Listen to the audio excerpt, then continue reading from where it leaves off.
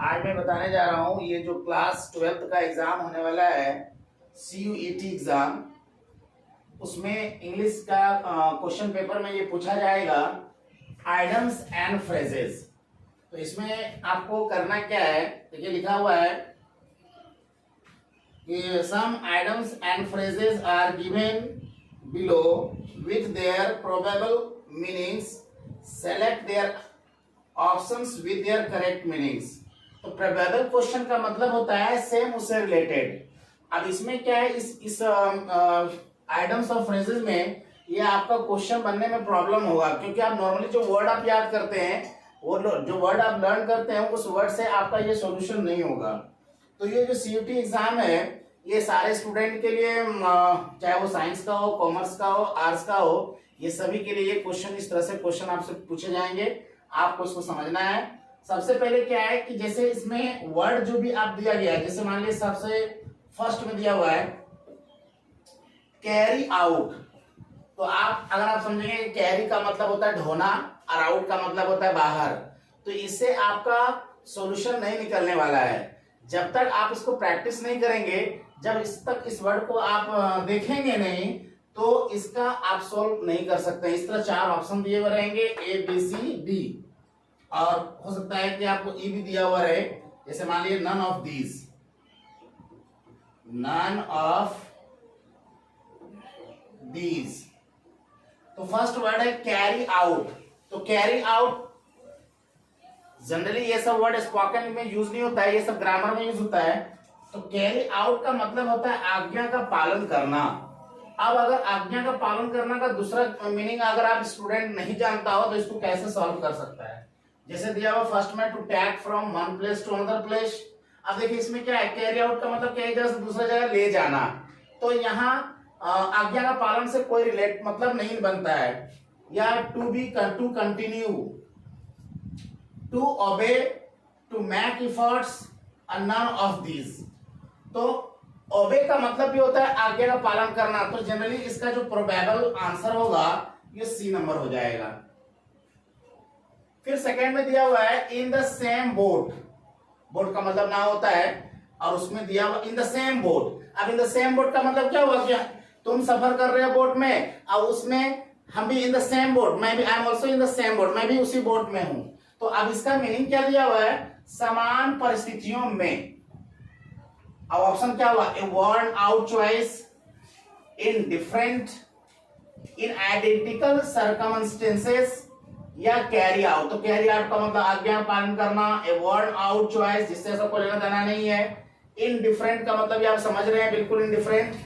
लेकिन इस तरह का सेंटेंस में जैसे हम लोग बनाएंगे आइडेंटिकल सर्कमस्टेंसेस, तो आइडेंटिकल सर्कमस्टेंसेस का मतलब भी होता है समान परिस्थितियों में। तो इसका आंसर होगा 2 का C नंबर। अब हम लोग नेक्स्ट थर्ड क्वेश्चन देखेंगे, इन वंस गुड बुक। इन वंस गुड बुक का मतलब क्या हुआ। अब अगर जानेंगे कि इन वंस, तो वंस का मतलब होता है पर्सन के लिए, और गुड का मतलब होता है अच्छा। तो इस तरह से इन वंस गुड बुक से कोई लेना देना नहीं है सेंटेंस से। तो इन वंस गुड बुक का मतलब होता है कृपा पाठ होना। कृपा पाठ क्या होगा भाई, कैसे समझ पाएंगे। तो इन वंस गुड बुक का मतलब क्या होता है कि किसी का पक्ष में, मतलब किसी का कृपा पाठ में होना। तो हम लोग उस जगह पर क्या करेंगे, इन वंस फेवर, मतलब किसी के पक्ष में आना। तो इसका भी आंसर 3 का भी C आंसर ही होगा। अब हम लोग क्वेश्चन नंबर 4 देखते हैं। 4 में बताया गया है keep a straight face. Keep a straight face का मतलब होता है गंभीर मुद्रा में, मतलब आप इनको बिल्कुल इन टेंशन में है आप। तो हम लोग वहां क्या करें, टू डू मेकअप कोई मतलब ही नहीं है, टू चेंज क्लोथ्स कोई मतलब ही नहीं, कोई लेना देना नहीं है। एज्यूम रेस्पॉन्सिबिलिटीज, इसका मतलब होता है अपना जिम्मेदारी समझना, जिससे कोई लेना देना नहीं है। To remain serious, to remain serious आप समझ सकते हैं, कीप अ स्ट्रेट फेस मतलब टू रिमेन सीरियस। तो ये आपका प्रोबेबल आंसर होगा D number, to remain serious. अब इस तरह से हम लोग देखेंगे question number 5, to above board. To above board का मतलब क्या होगा, बोर्ड के ऊपर। अब स्टूडेंट क्या है, लाख आप कितना वर्ड मीनिंग याद किए हुए, लर्न किए हुए, आइटम्स ऑफ फ्रेजेस अगर आपको समझ में नहीं आता, बिल्कुल अगर प्रैक्टिस भी नहीं किए हैं तो ये कभी सॉल्व ही नहीं हो सकता है। तो इसमें हम लोग देखें, देखिए दिया हुआ टू अबव बोर्ड, बोर्ड के ऊपर होना। ऑप्शन दिया हुआ है to have a good height, to be honest in any business, to have no debts, to try to be beautiful और none of this.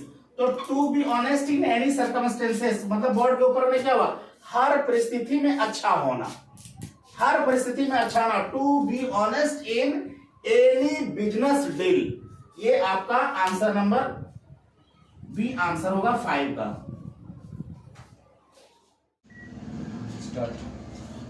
On the face of it, ऊपर ऊपर से, on the face of it का मतलब होता है ऊपर ऊपर से।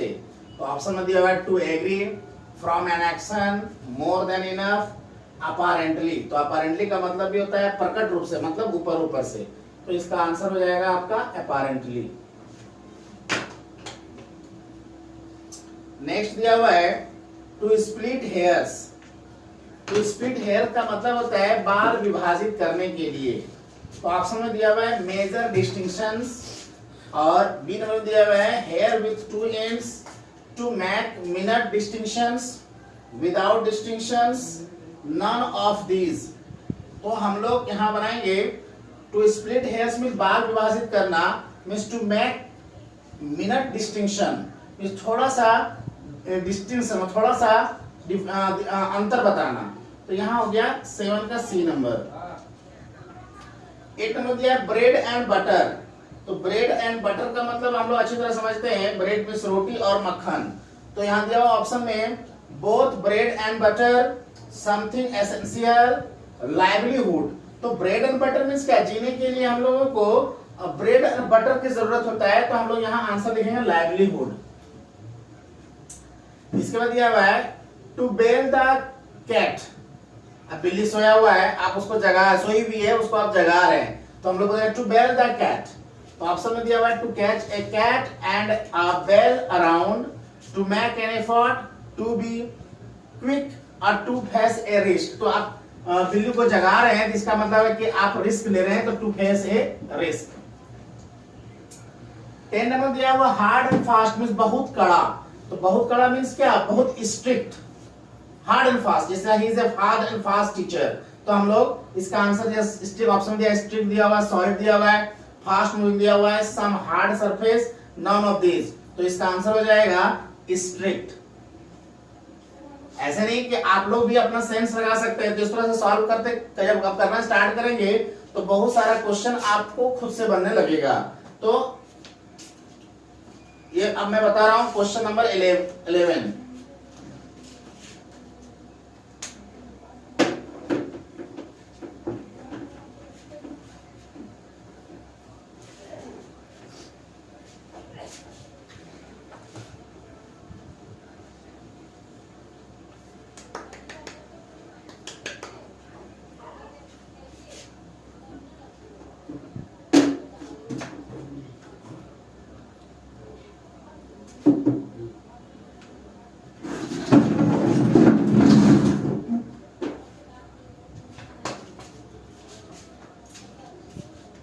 Part and parcel.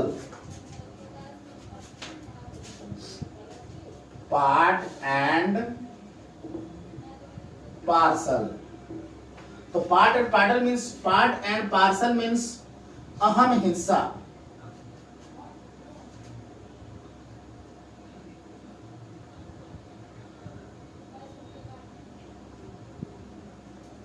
ऑप्शन में है the part of a parcel, the part of a parcel, an essential part,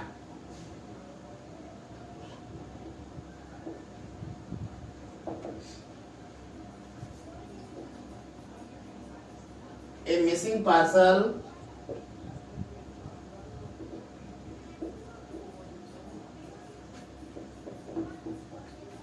some part of a machine,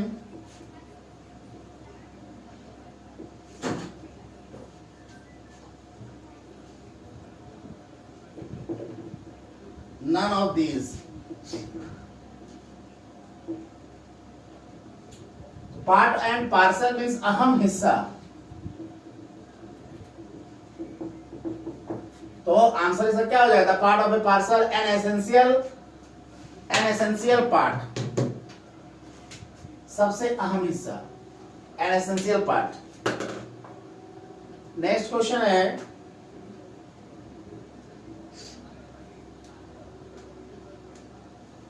hard and fast,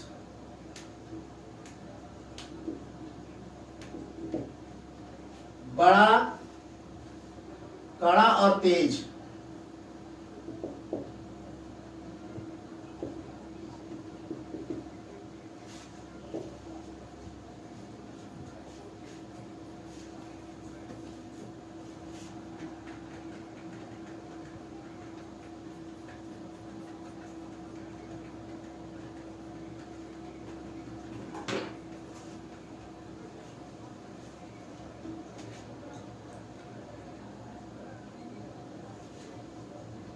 इससे ही कराइए, इससे ही कराइए।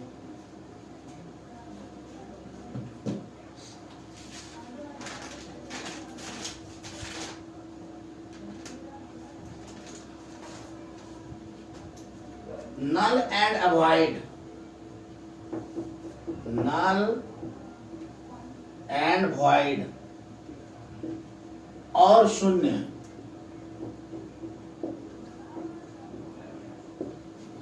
ए number something invalid, something invalid, something that can be avoided,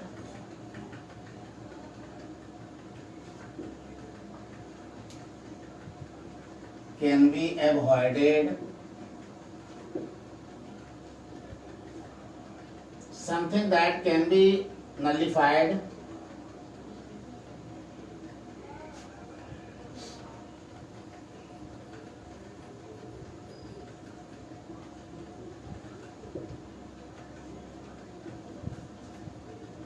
something evil,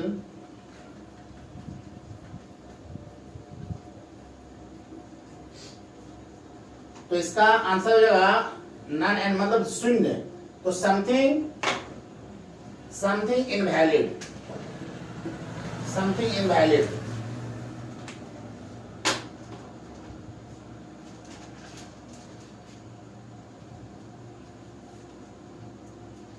toll talk,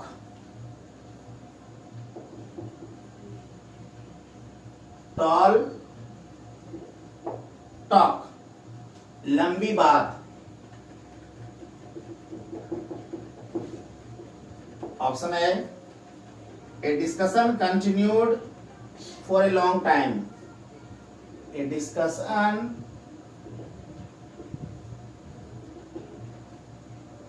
continued for a long time,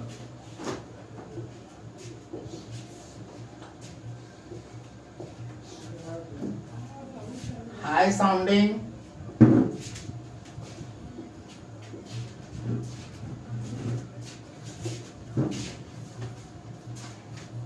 a meaningful talk,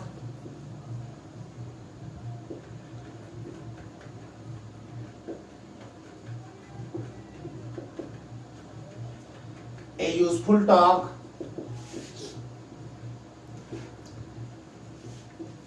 or none of these. The tall talk means lumpy bar. The discussion continued for a long. So is high sounding. The answer is that means how soundings. 13 का answer होगा B number, ए high sounding. अब हम लोग next question देखेंगे 14 number. Small talk, ये इसका opposite meaning है tall talk का स्मॉल टॉक, स्मॉल टॉक छोटी बात।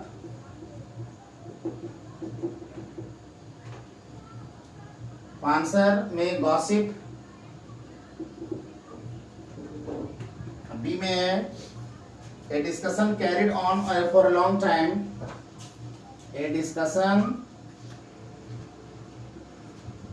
for a long time,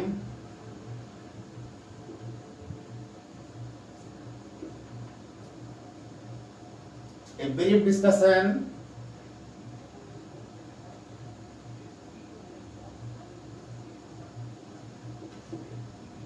a talk of some small children, a talk of small children, और ई नंबर में none of these.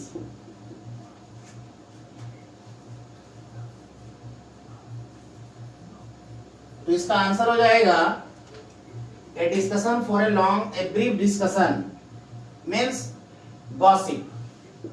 Small talk means gossip. अब हम लोग question number next देखेंगे.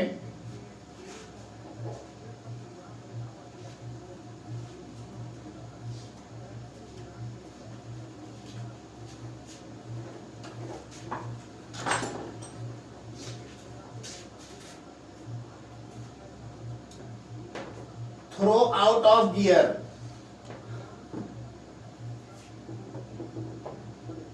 Throw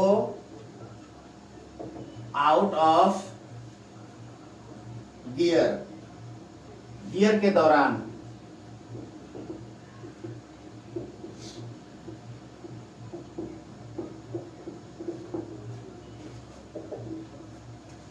to replace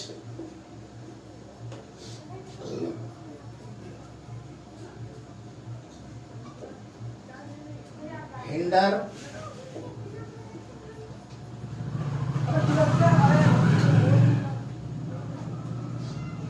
to decide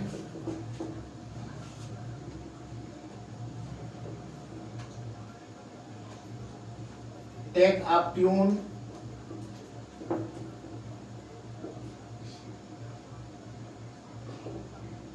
none of these.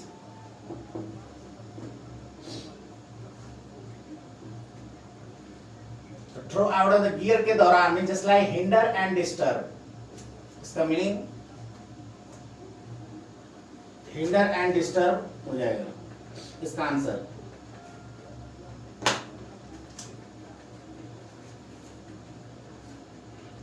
To and from.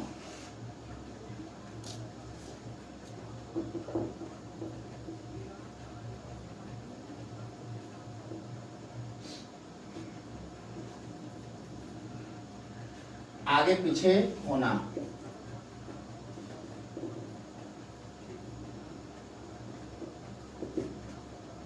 Number A back and fourth.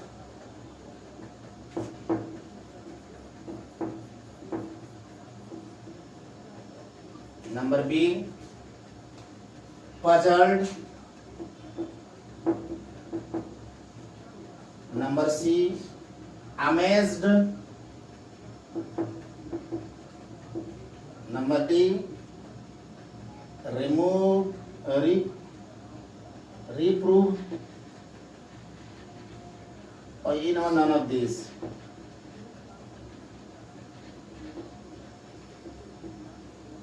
तो आगे पीछे होना तो हम लोग इसका मीनिंग बैक एंड फोर्थ भी होता है. Back and fourth.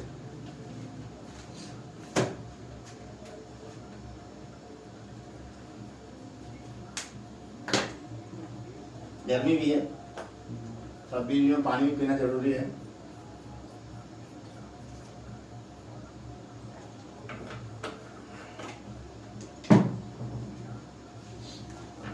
ऐसे स्टूडेंट लोग को एग्जाम जब सीयूटी एग्जाम देगा तो उसका जब सॉल्व करेगा उस समय भी पानी पिला देगा. जिस तरह आप 12 में पढ़ते थे क्वेश्चन आंसर याद किए हैं और सोचेंगे कि क्वेश्चन आंसर तो पढ़ ही लिए हैं सीयूटी एग्जाम तो निकाल ही लेंगे. ऐसा कुछ नहीं है. बहुत टफ है. अच्छे अच्छे स्टूडेंट को पानी पिला देता है इसको सोल्यूशन करने में. इसलिए अगर आप नहीं पढ़ेंगे तो इस एग्जाम को क्वालिफाई नहीं हो पाएंगे.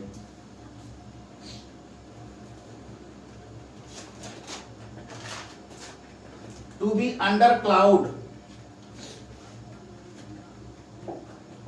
To be under cloud. बादल के नीचे.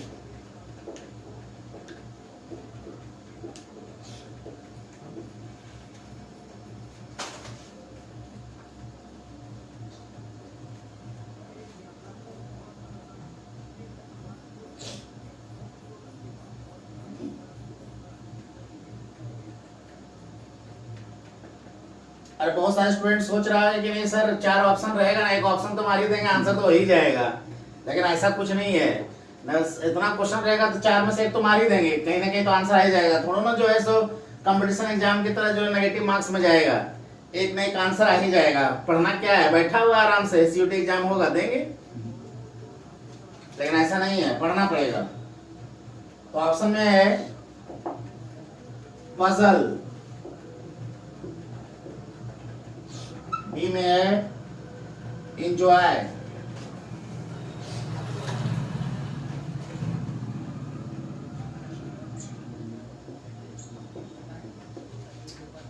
टॉक थॉटलेसली,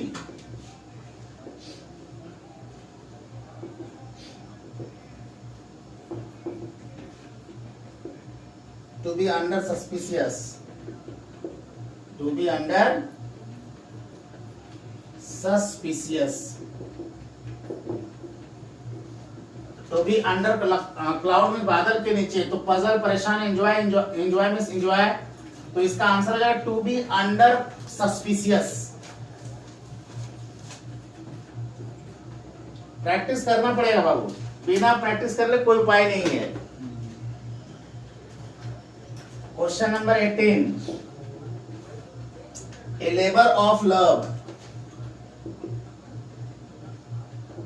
तुम सोचोगे कि जो मैट्रिक में पढ़े 10 में पढ़े वैसे के अकॉर्डिंग से सारा क्वेश्चन आंसर बना लेंगे, तो ऐसा कुछ नहीं है, एग्जाम टफ है।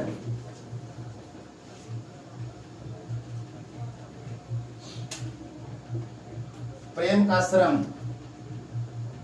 प्रेम का श्रम का मतलब क्या हुआ कि आपको उस काम को करने में बहुत प्रेम है, पेमेंट नहीं भी मिलेगा चलेगा।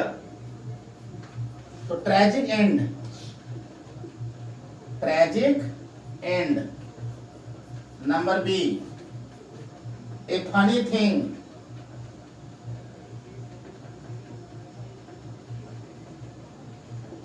Number C, not fruitful, number D, work done without payment, work done without payment.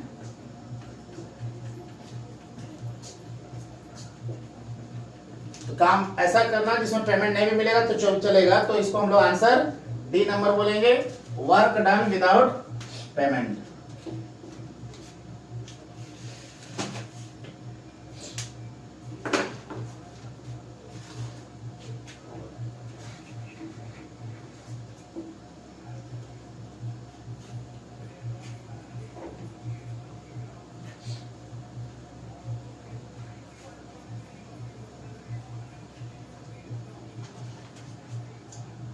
Follow suit, वही करना, फॉलो 20 तक 25 तक दीजिए और फिर 5 क्वेश्चन होमवर्क दे दीजिएगा। वही करना,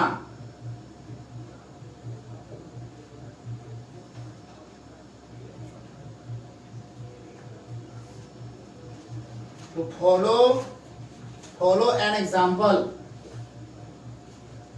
follow an example, wear a new dress,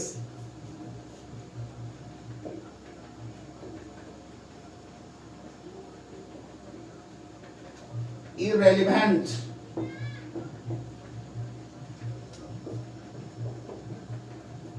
a gay person,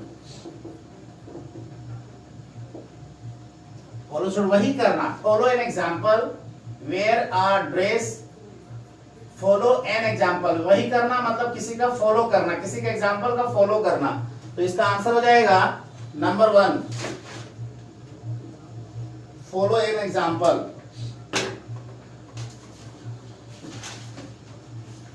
for play,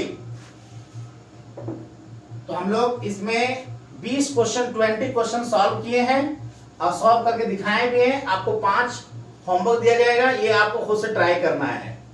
अब देखते हैं कि आप लोग इसमें से कितना सीखे हैं, इस आइटम्स और फ्रेजेस में कितना आप बना सकते हैं, कितना आप सॉल्व कर सकते हैं।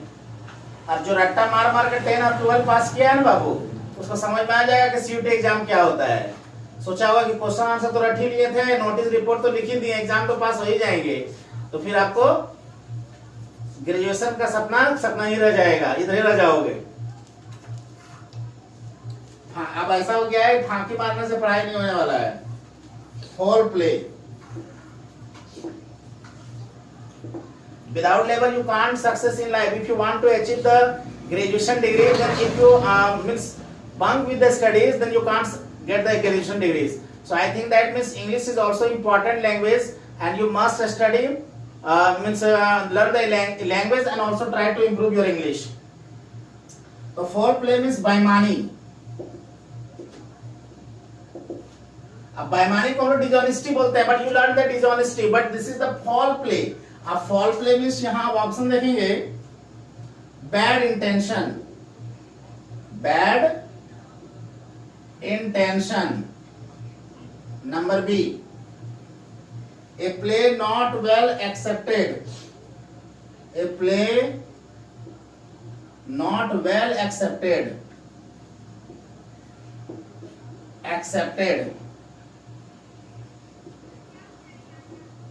Number C, a play not liked by the audience, a play not liked by the audience, a foul scored at play,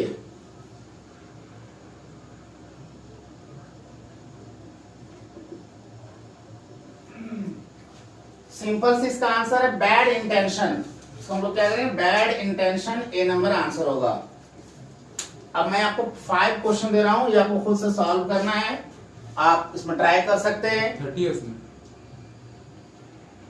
इतना ही, और 20 तो सॉल्व करके दिखा दिया। अब 5 क्वेश्चन आप खुद से सॉल्व कर सकते हैं।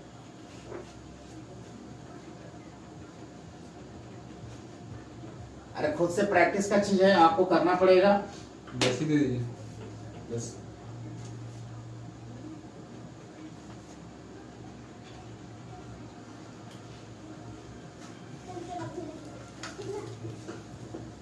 To pick holes. Number A, to find some reason to quarrel, to find some reason to quarrel. Number B, to destroy something.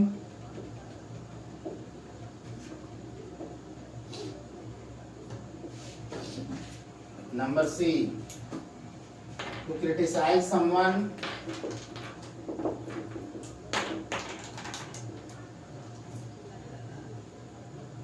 D, to cut some part of an item, to cut some part of item.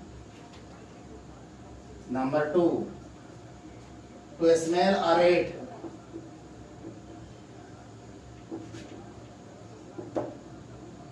Number A,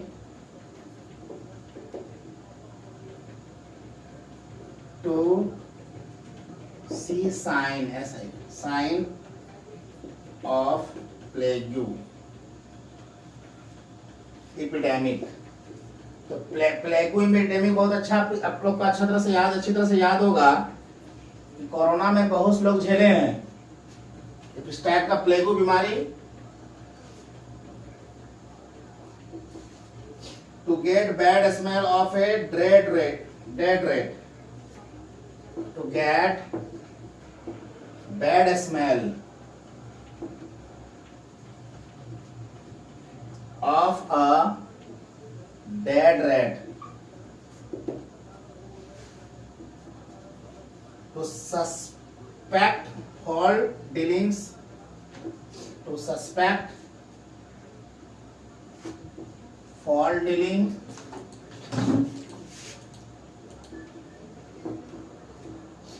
to be in a bad mood, in a bad mood. Number 3, to pull one's leg,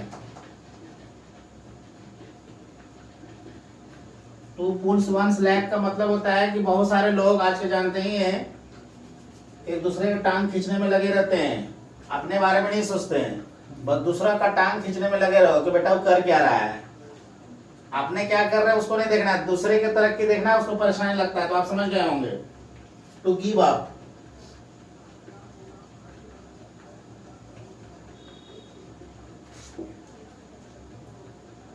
to take care of,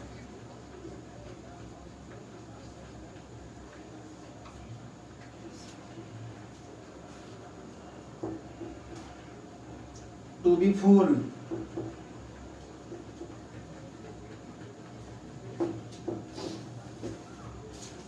to know,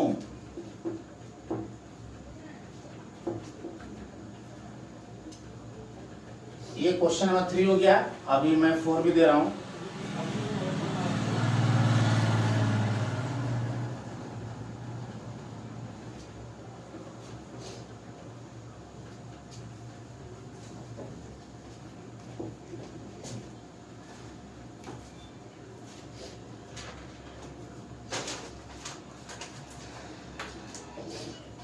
To play with fire,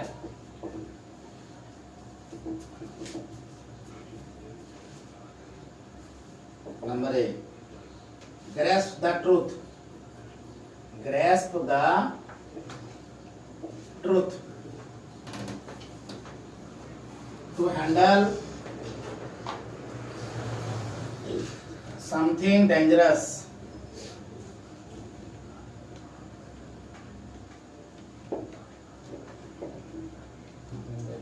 too ridiculous,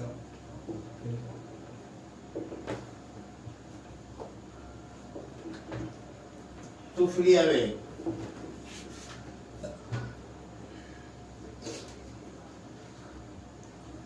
question number 5 है, a man of letter. A man of letter का मतलब समझ गए हैं कि उसके पास letter तो बहुत सारा है, लेटर 26 है, he is full of letters. A man of letters. Number A, postman. Number B, a learned man.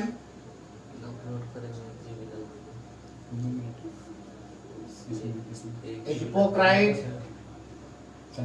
Hypocrite बहुत ज्यादा मिलेगा आज के डेट में, किसी पर फेथ नहीं किया जा सकता है। हिपोक्राइट बहुत सारे लोग मिलेंगे। An ignorant man, an ignorant man,